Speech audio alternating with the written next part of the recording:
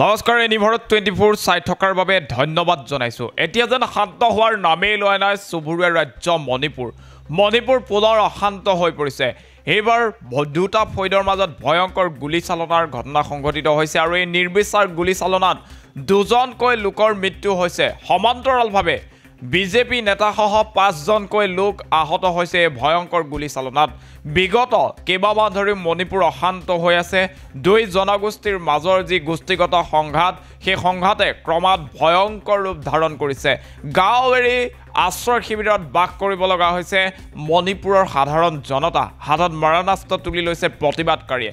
ঠায়ে ঠায়ে গুলীচালনা কৰাটো যেন সহজলভ্য হৈ পৰিছে মণিপুৰত। পুনৰ অশান্ত হৈছে মণিপুৰ। এই মুহূৰ্তত সবিশেষ খবৰ জনাই যাম। পুনৰ অশান্ত মণিপুৰ। দুটা গোটৰ মাজত ভয়ংকৰ গুলীয়াগুলী। কাংগকপি জিলাত দুই গোটৰ মাজত গুলীয়াগুলী ঘটনা সংঘটিত হৈছে আৰু গুলীচালনাত থিতাতে নিহত হৈছে দুজন বিজেপি নেতাসহ আহত 5জনকৈ লোক। এই মুহূৰ্তত সেই খবৰ আমি আপোনালোকক জনোৱাৰ চেষ্টা কৰিছোঁ। চুবুৰীয়া ৰাজ্য মণিপুৰ পুনৰ অশান্ত হৈ পৰিছে।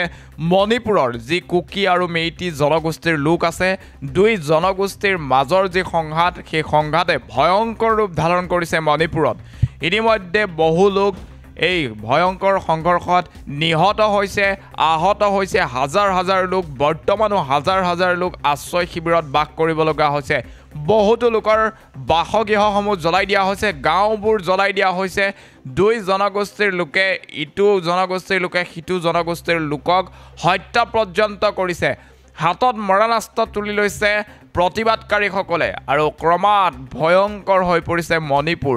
বিগত সময়ছোৱাত বহু হাজাৰ লোকৰ মৃত্যু হৈছে এই সংঘৰ্ষত। তাৰ সমান্তৰালভাৱে কিন্তু বৃহৎ সংখ্যক সেনা বাহিনী মোতায়েন কৰিছে যদিও বৰ্তমানো শান্ত কৰিব পৰা নাই মণিপুৰৰ এই অগ্নিগৰ্ভা পৰিস্থিতিৰ। পুনৰ দেখা পোৱা গৈছে যে অশান্ত হৈ পৰিছে মণিপুৰ আৰু দুটা গোটৰ মাজত ভয়ংকৰ গুলীয়াগুলীৰ ঘটনা সংঘটিত হৈছে।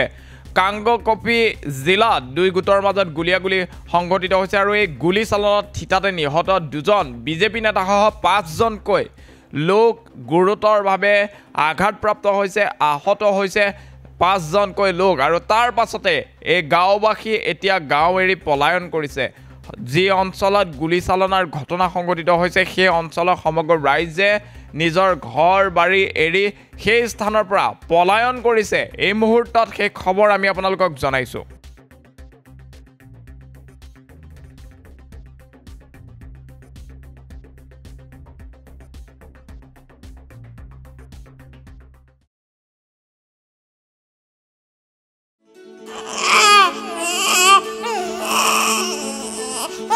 অভিনন্দন, আপোনাৰ এজনী ছোৱালী জন্ম হৈছে।